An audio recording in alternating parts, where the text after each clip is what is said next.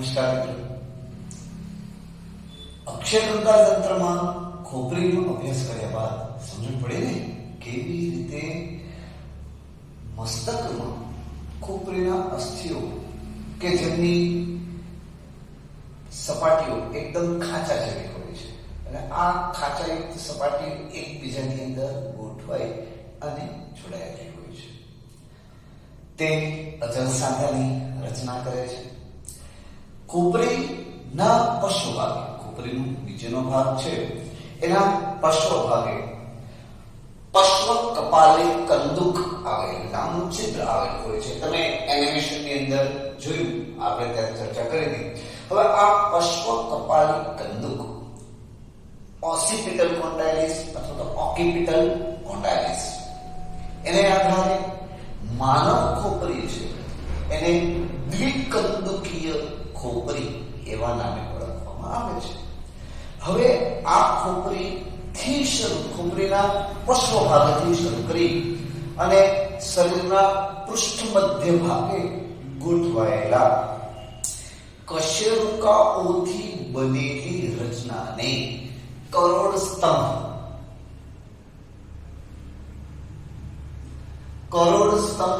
કહે છે. કરોડ સ્તંભ વર્ટિબ્રલ કોલમ કે જે કશેરુકા એટલે કે વર્ટિબ્રી થી બનેલી હોય છે. કુલ વાત કરીએ તો ખરેખર જોઈએ તો કરોડ સ્તંભ કે જે કશેરુકાથી બનેલી છે આ કશેરુકાઓની એકચ્યુઅલ સંખ્યા છે એ 33 છે, પરંતુ એમાંની અમુક કશેરુકાઓ જોડાયેલી હોય છે. અગર આપણે અભ્યાસ કરીએ તો આમ આપણે એવું યાદ રાખીશું કે કરોડ સ્તંભમાં કશેરુકાઓની કુલ સંખ્યા છે એ 26 છે. એટલે કે ટોટલ 26 કશેરુકાઓ આવેલી હોય છે. નો ડાઉટ કે આ 26 કશેરુકાઓ છે એ 33 કશેરુકાઓ માની અમુક કશેરુકાઓ જોડાવાથી બનેલી હોય છે. જોઈએ તો સૌપ્રથમ જે હમણાં આપણે વાત કરી કે પશ્વ કપાલી કંદુકથી શરૂ કરી અને પ્રથમ 7 કશેરુકાઓ છે એને ગ્રીવા કશેરુકા તરીકે ઓળખવામાં આવે છે. ગ્રીવા કશેરુકાઓને ઇંગ્લિશમાં સર્વાઇકલ તરીકે ઓળખવામાં આવે છે, જેની કુલ સંખ્યા છે એ 7 છે. ગ્રીવા કશેરુકા નામ પ્રમાણેના ગુણ છે. જોજો, આપણે જ્યારે પણ બાયોલોજી ભણો ત્યારે મિત્રો શબ્દ ઉપર ભાર આપજો. કેમ? તો કે શબ્દ કાંઈક તમને કહી જશે. સ્થાન ખબર પડી જાય, ગ્રીવા એટલે કે ગળાના ભાગમાં. એના પછી છે ઉરસ્ય કશેરુકા, થોરેસિક વર્ટિબ્રી. ટોટલ સંખ્યા છે એ 12 છે. એના પછી છે કમરના પ્રદેશમાં મતલબ કે કટી કશેરુકા અને લ્યુમ્બર તરીકે ઓળખવામાં આવે છે. એની સંખ્યા છે એ 5 છે. તેના પર ત્રિક કશેરુકા, અહીંયા કશેરુકાઓ લખતો નથી, એને સેક્રલ, જેની સંખ્યા ટોટલ 5 છે. મારી ભૂલ છે. એના પછી છે પુચ્છ્ય કશેરુકા. હવે આ પુચ્છ્ય કશેરુકા સૌથી છેલ્લે આવેલી હોય છે અને એને કોર્નલ તરીકે ઓળખવામાં આવે છે. એની સંખ્યા 4 છે. અહીંયા તમે જોઈ શકો છો કે ટોટલ સરવાળો કરશો તો 33 થાય છે, પરંતુ ત્રિક કશેરુકા એટલે કે સેક્રલ વર્ટિબ્રી એ જોડાય અને સંયુક્ત રીતે એક હોય એવી રીતે વર્તે છે. એ જ રીતે જે પુચ્છીય કશેરુકા છે કોડલ વર્ટેબ્રી, એ પણ ચારે ચાર જોડાય અને એક કશેરુકા જેવું બનાવે છે. એમાં પણ જો ખાસ વાત કરીએ તો આ પુચ્છીય કશેરુકા છે એ પૃષ્ઠવક્ષ પાછળના ભાગે આપણે એમ કહી શકાય કે બધી જ જોડાય અને એક ત્રિકોણાકાર અસ્થિ બનાવે છે.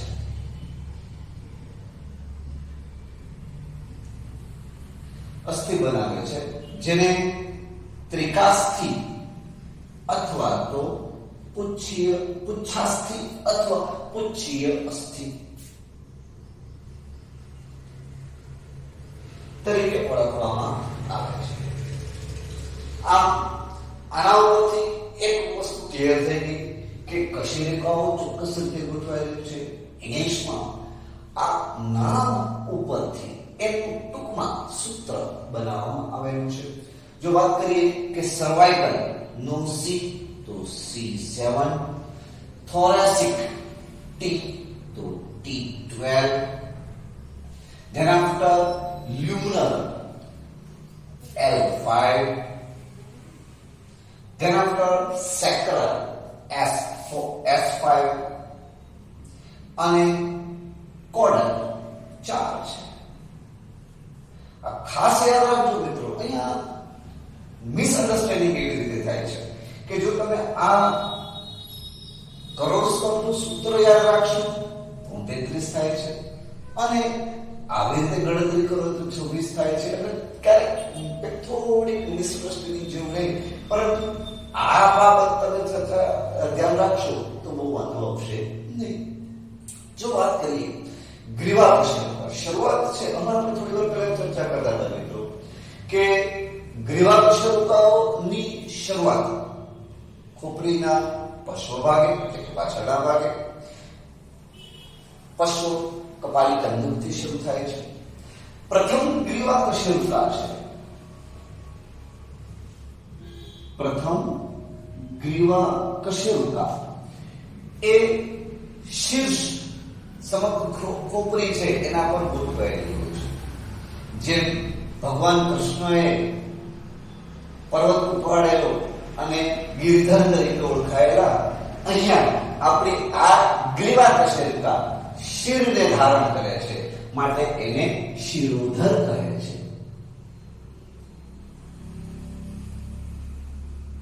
આ જ રીતે જે બીજી ગ્રીવા કશેરુકા છે, આપણે બધાની ચર્ચા નથી કરતા, જસ્ટ આપણે જરૂર છે એવી જ વાત કરશું કે બીજી ગ્રીવા કશેરુકા છે કે જેને લીધે આપણા શીર્ષનું હલન ચલન શક્ય બને છે. તો આ બીજી ગ્રીવા કશેરુકા છે એને અક્ષ તરીકે ઓળખવામાં આવે છે. આમ અક્ષકંતા તંત્રનો બીજો ભાગ કરોડ સ્તંભ કશેરુકાઓથી બનેલો હોય છે. આ કશેરુકાઓ વચ્ચેથી પોલી હોય છે, વીટી જેવી રચના, બરાબર, વચ્ચેથી પોલી હોય છે જેને કારણે આ વચ્ચેના પોલા ભાગમાંથી કરોડરજ્જુ પસાર થતી હોય છે. અહીંયા કશેરુકાઓ ટોટલ 5 પ્રકારની છે. ગ્રીવા કશેરુકા 7 પુરસીય, 12 કટી, 5 ત્રિક, 5 જોડાઈને એક બનાવે છે. પુચ્છીય મોડલ 4 જોડાય અને એક બનાવે છે. જો યાદ રાખીએ આપણે તો બધી જ કશેરુકાઓ જ્યારે એકબીજા સાથે, એક તો હમણાં આપણે વાત કરી કે બધી જ કશેરુકાઓ વચ્ચે પોલી હોય છે.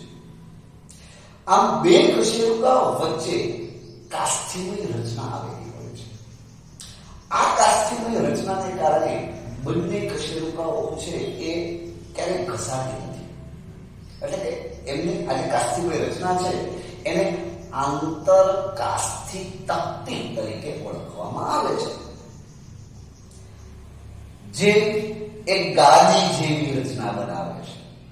કોઈ પણ પ્રકારના જ્યારે આપણે હલનચલન કરતા હોય, કૂદકા મારતા હોય ત્યારે જે શરીરને જે ઝટકા લાગે છે એ ઝટકા શોષવાનું કાર્ય છે એ આંતરકશેરુકા તંતુનું છે. આ બે કશેરુકાઓની વચ્ચે આવેલી આંતરકશેરુકા તંતુ વચ્ચેથી આપણે ચર્ચા કરીશું કે વિવિધ પ્રકારની ચેતાઓ નીકળતી હોય છે.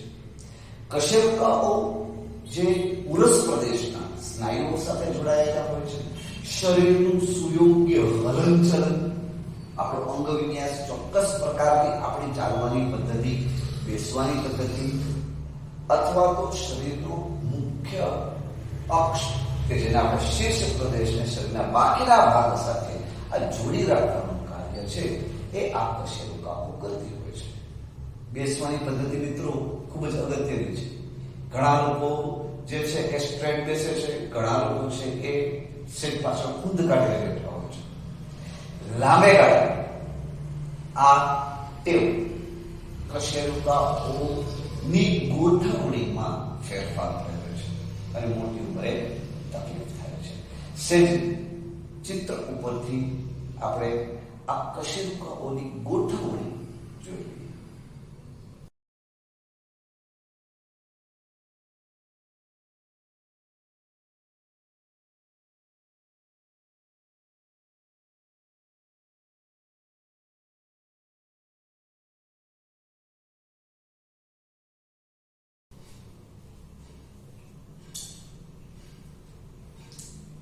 નમસ્કાર મિત્રો,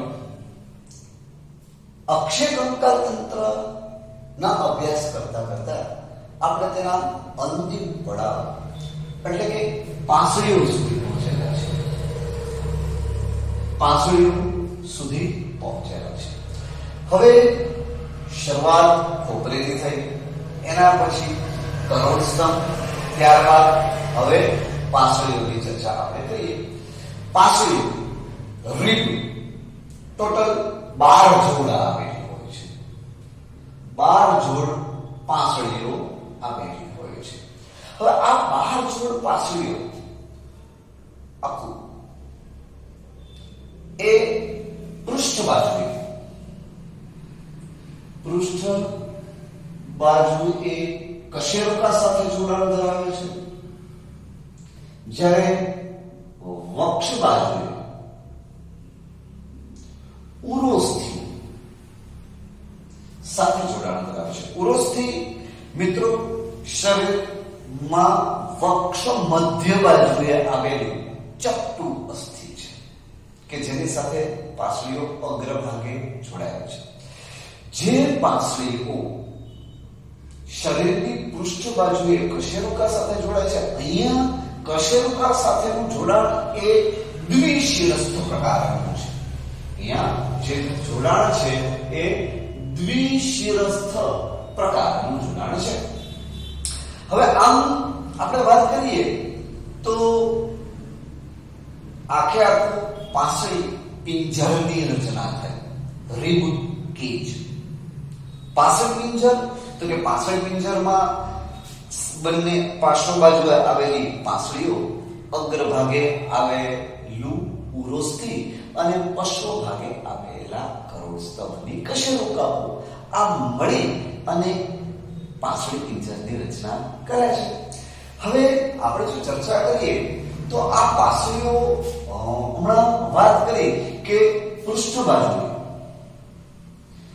બાજુએ કશેરુકા આવેલી હોય, વક્ષ બાજુએ ઉરોસ્થિ આવેલું હોય છે અને આ બંને વચ્ચે પાંસળીઓ આવેલી હોય છે. અહીંયા આ બંને જે જોડાણ છે કે પાંસળી છે એ બંને છે આપણે એમ કહી શકશું કે કશેરુકા અને વક્ષ બાજુએ ઉરોસ્થિ સાથે જોડાયેલી હોય, જેના વડે જોડાયેલી છે એ રચના કાચવત કાસ્થિ છે. કાચવત કાસ્થિ છે જે પાંસળીઓને સ્થિતિસ્થાપકતા બક્ષે છે. મિત્રો, શ્વસનની ક્રિયા દરમિયાન જે પાંસળી પિંજરનું ફૂલવું અથવા તો વિસ્તરણ પામવું અને મૂળ સ્થિતિ પ્રાપ્ત કરવી, આ સમગ્ર ક્રિયામાં આ કાચવત કાસ્થિ છે એ ખૂબ જ અગત્યનો ભાગ ભજવે છે.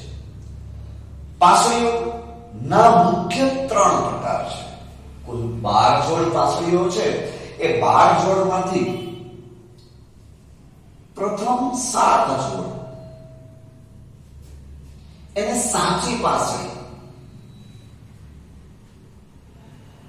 તરીકે ઓળખવામાં આવે છે. સાચી પાસળી એટલે કે તે અહીંયા આપણે બતાવેલું એમ કે આ બધી જ પાસળીઓ છે એ પૃષ્ઠ બાજુએ કશેરુકાઓ સાથે જોડાણ ધરાવે છે અને વક્ષ બાજુએ ઉરોસ્થિ સાથે જોડાણ ધરાવે છે. જ્યારે 8, 9 અને 10મી જોડ ની જે પાસળી છે એને ખોટી અથવા તો કૂટ પાસળી કહે છે. ખોટી અથવા તો કૂટ પાસળી કહે છે. શા માટે ખોટી અથવા તો કૂટ પાસળી? કારણ કે આ પાસળીઓ છે એ સીધી વક્ષ બાજુએ ઉરોસ્થિ સાથે જોડાણ ધરાવતી નથી. હા, પૃષ્ઠ બાજુએ એ કશેરુકા સાથે જોડાયેલી હોય છે, પરંતુ વક્ષ બાજુએ એ સીધી ઉરોસ્થિ સાથે ન જોડાતા આ ત્રણે ત્રણ જોડ પાસળીઓ છે એ પ્રથમ 7મી પાસળી સાથે જોડાય છે અને તેના આફ્ટર એનું કનેક્શન એ ઉરોસ્થિ સાથે થાય છે. માટે એને ખોટી અથવા તો કૂટ પાસળી કહે છે. સૌથી છેલ્લે 11મી અને 12મી જોડ જે પાસળીઓની છે એ પશ્વ ભાગે કશેરુકાઓ સાથે એટલે કે પૃષ્ઠ બાજુએ કશેરુકાઓ સાથે તો જોડાણ ધરાવે છે, પરંતુ અગ્ર ભાગે એ પહોંચતી નથી, અડધે સુધી હોય છે. આ 11 અને 12મી જોડની પાસળીઓ છે એને તરતી પાસળી તરીકે ઓળખવામાં આવે છે. આ તરતી પાસળી છે એ કટી પ્રદેશમાં કટી શરીર ઉપરના ભાગમાં આવેલા જે શરીરના આંતરિક અંગો છે, મૂત્રપિંડ અને એના સિવાયના બીજા અંગો જે આવેલા છે એને આંશિક રક્ષણ આપવા માટેની આ રચના છે. જે પાસળીઓ બંને છે બંને છેડે જોડાયેલી છે એને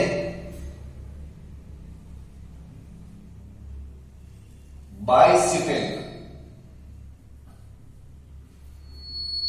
પાસળીઓ કહે છે.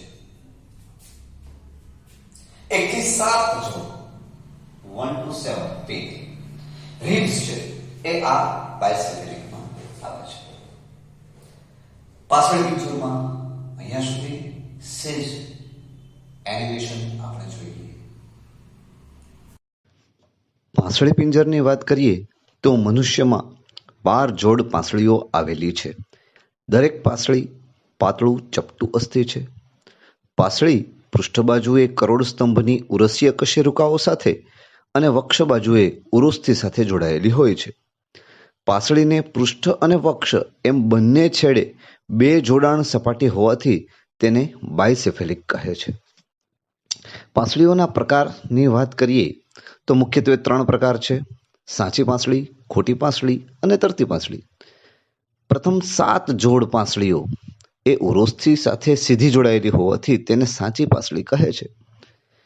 ત્યારબાદ 8મી, 9મી અને 10મી જોડની પાસળીઓ તે ઉરોસ્થિ સાથે સીધી જોડાયેલી નથી, પરંતુ 7મી પાસળી સાથે કાસ્થિની મદદથી જોડાયેલી છે. ત્યારબાદ ત્રીજો પ્રકાર છે તરતી પાસળી. તે પૃષ્ઠ બાજુએ કશેરુકાઓ સાથે જોડાણ ધરાવે છે, પરંતુ વક્ષ બાજુએ જોડાયેલી હોતી નથી.